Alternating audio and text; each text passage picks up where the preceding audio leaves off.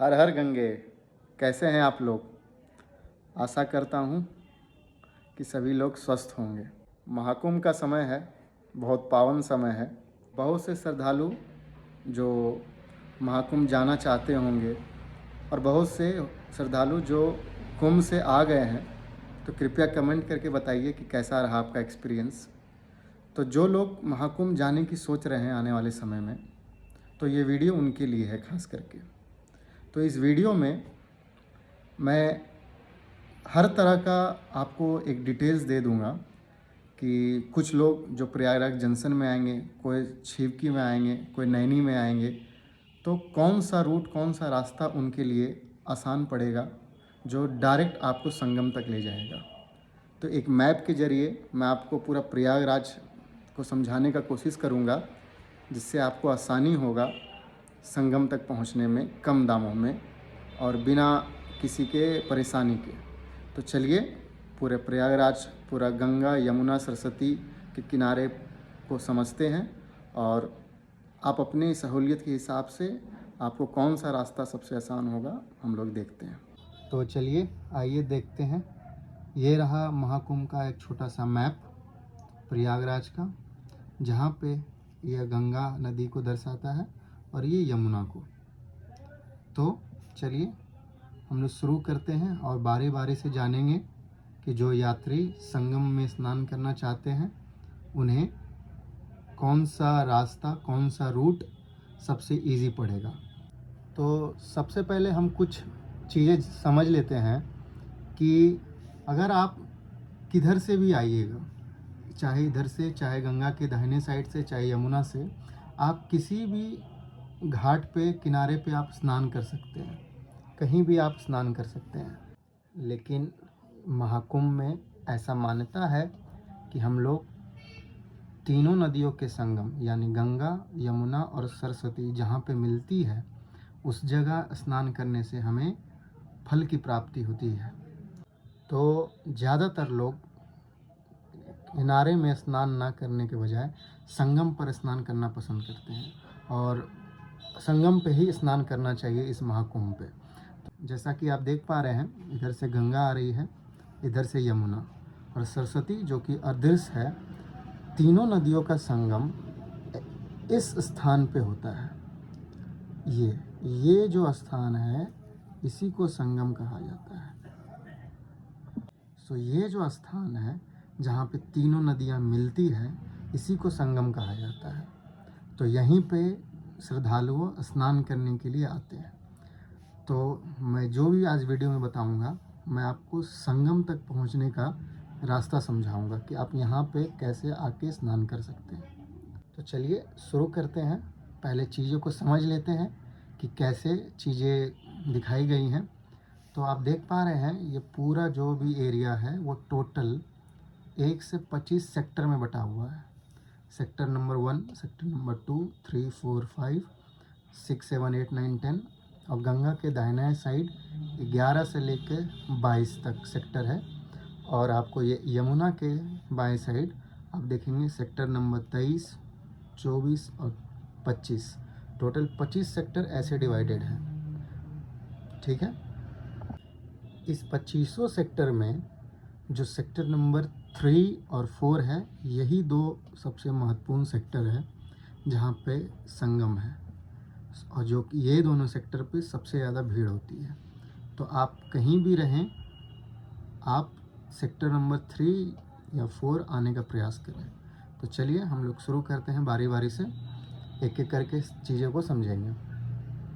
तो जो श्रद्धालु प्रयागराज जंक्शन उतरेंगे, जिनकी ट्रेन प्रयागराज जंक्शन उतरेगी, या जो लोग दिल्ली के साइड से आएंगे, कानपुर के साइड से आएंगे, जनरली वो प्रयाग जंक्शन पे ही उतरेंगे। तो जो भी लोग इस जंक्शन पे उतरेंगे, उन्हें ज़्यादा तकलीफ़ का सामना नहीं करना पड़ेगा। ये सबसे सरल रास्ता है। जब भी आप जंक्शन से उतरेंगे तो आपको कुछ नहीं करना है, आप सीधा गाड़ी या किसी वाहन की मदद से सेक्टर नंबर 3 या 4 आ सकते हैं और डायरेक्ट यहाँ पे बोट के द्वारा, बहुत तरह के नाव, बोट, किसी के भी मदद के द्वारा आप यहाँ पे बीचों बीच आके स्नान कर सकते हैं। उन्हें ज़्यादा कुछ नहीं करना है, बस यहाँ सेक्टर नंबर 3 या 4 आके आपको यहाँ संगम के बीचों बीच स्नान कर सकते हैं। जो लोग लखनऊ प्रतापगढ़ मार्ग से आएंगे उन्हें यहीं पे रोक दिया जाएगा रास्ता। तो उनके लिए यहाँ पे आना थोड़ा मुश्किल है, क्योंकि ये बहुत बड़ा डिस्टेंस है। उन्हें चल के, या अगर आपको गाड़ी की सुविधा मिल जाती है तो अच्छी बात है, नहीं तो चल के आपको यहाँ तक आना होगा और ये संगम में स्नान करना होगा। ठीक है, अब दूसरा रास्ता देखते हैं। ये रहा झूसी स्टेशन।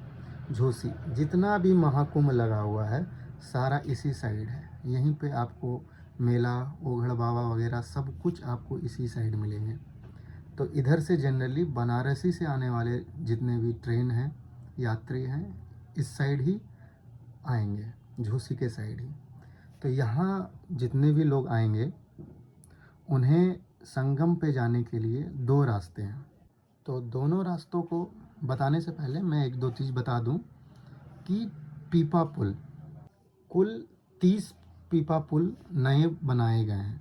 तो ये पीपा पुल क्या होता है, जैसा कि आप स्क्रीन पे देख पाएंगे, पीपा पुल एक टेम्पररी पुल है जो कि नदियों के ऊपर बनाया जाता है लोगों को एक तरफ से दूसरे तरफ जाने के लिए। ठीक है, तो टोटल 30 पीपा पुल बनाए गए हैं, जिसमें से 1 से 25 यहाँ इसी रास्ते में है पीपा पुल बनाए गए हैं, और 5 पीपा पुल इधर है, 26, 27, 28, 29, 30। 5 पीपा पुल आपको यहाँ मिलेंगे, जो कि आपको इस एंड से इस एंड ले जाए मदद करेंगे, टेम्पोररी जो पुल है। और 25 पीपा पुल आपको इधर मिलेंगे। ठीक है, तो चलिए, तो जो लोग झूसी स्टेशन पे उतरेंगे या बनारसी से आने वाली ट्रेन से आएंगे तो जनरली इसी तरफ आप उतरेंगे। तो आपको 2 रास्ते मिलेंगे संगम पे जाने के लिए। तो पहला रास्ता ये है कि आप कहीं भी उतरें, आप किनारे पे आएँ और यहाँ पे शास्त्री पुल है, शास्त्री पुल है जो कि आपको इस तरफ से उस तरफ ले जाएगी। उस तरफ जाने के बाद आप लोग सेम वही रास्ता अपनाएं जो प्रयागराज वाले को हम बताए थे कि आप 3 नंबर या 4 नंबर पे सेक्टर पे आ जाएं और किनारे पे आके कोई भी बोट या नाव करके आप बीचों बीच आके स्नान कर सकते हैं। ये तो रहा आपका एक रास्ता जो कि शास्त्री पुल से उस तरफ जाइए, फिर इधर आइए, फिर ये। और दूसरा रास्ता है, जैसा कि आप देख पाएंगे सेक्टर नंबर 20, 21, 22। आप इधर आइए ये सेक्टर के पास, और ये पीपा पुल नंबर 1 है। पीपा पुल जो कि एक टेम्पोररी पुल है, ये पीपा पुल नंबर 1 है। इस एंड पे आइए, इस पीपा पुल पे आप चढ़िए और इस तरफ से आप यहाँ पे आ जाइए। फिर यहाँ आने के बाद फिर से नाव लेके संगम के पास आके स्नान करके आप वापस सेम उसी पुल से इधर आ सकते हैं। इसीलिए पीपा पुल इतने बिछाए गए हैं। इधर 25 पीपा पुल है, इधर 5।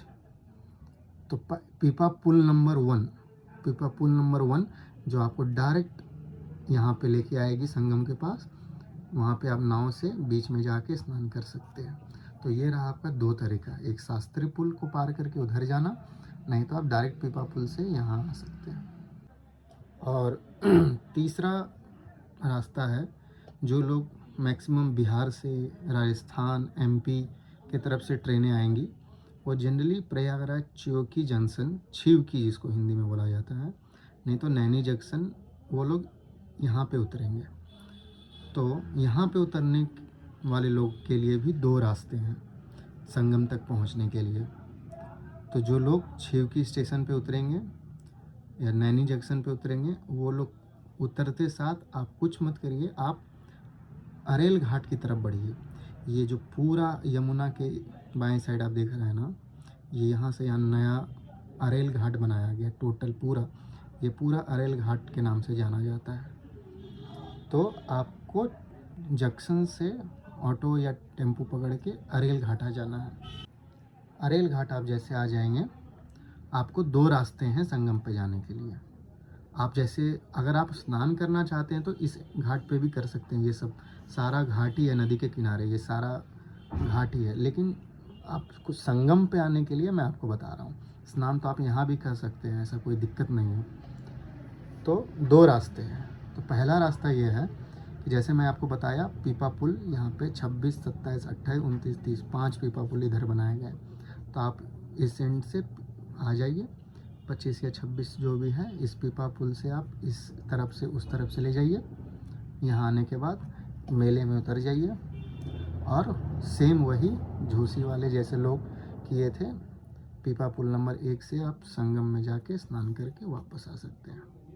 और दूसरा जो रास्ता है उसमें इतना आपको पीपा पुल पार करने की ज़रूरत नहीं है। आप डायरेक्ट अरेल घाट आइए, इस एंड पे आपको नाव मिल जाएगा, बोट मिल जाएगा, जो कि दूसरे तरफ आपको लेके चला जाएगा।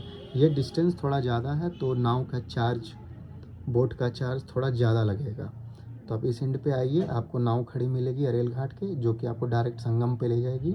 बीचों बीच स्नान करके आप वापस यहाँ आ सकते हैं। तो ये दूरी होने के कारण नाव के जो चार्जेस हैं, पैसा है, वो थोड़ा ज़्यादा है। तो आप ये रास्ता भी फॉलो कर सकते हैं, आप अपनी सहूलियत के हिसाब से कर सकते हैं। तो आप लोग समझ गए होंगे। या तो आप प्रयागराज जंक्शन में उतरें तो डायरेक्ट आपको तीसरा या चौथा सेक्टर आ जाए, वहाँ से संगम में आ जाए। आपको कोई भी पीपा पुल या कोई पुल पास करने की ज़रूरत नहीं है, आप डायरेक्ट आ सकते हैं। कोई भी पीपा पुल आपको यूज़ नहीं करना है किसी में। और अगर आप झूसी आते हैं, झूसी स्टेशन या बनारसी की तरफ से आ रहे हैं, तो आपको सीधा इधर से मेले में उतर जाना है और पीपा पुल संख्या 1 पकड़ के आप संगम तक आ सकते हैं। और अगर आप नैनी या छिवकी जंक्शन से आ रहे हैं तो आपके पास 2 रास्ते हैं। या तो आप डायरेक्ट अरेल घाट पे आके नाव करके संगम पे जा सकते हैं, नहीं तो पीपा पुल संख्या 27 पकड़ के आप इस साइड आइए, फिर मेले में उतरिए और पीपा पुल संख्या 1 पकड़ के यहाँ तक आइए और फिर नाव के द्वारा संगम पे पास पहुँच के स्नान कर सकते हैं। तो जनरली यही 3-4 रास्ते हैं जिधर से लोग आ सकते हैं।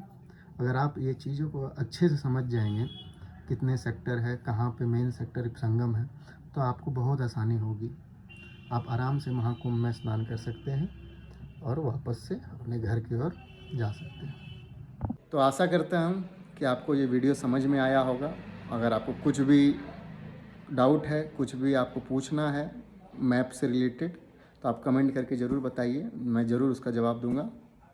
तब तक के लिए हर हर गंगे, हर हर महादेव।